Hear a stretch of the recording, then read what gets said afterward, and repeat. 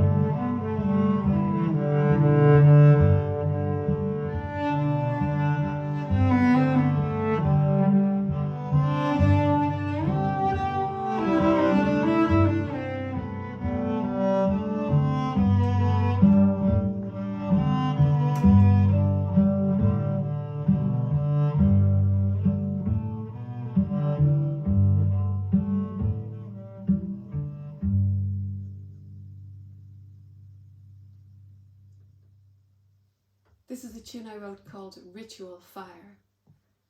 I envision all of our ancestors would have partaken in fire rituals, dancing, crying, celebrating birth, life, death, everything would have happened around the fire. Ritual fire.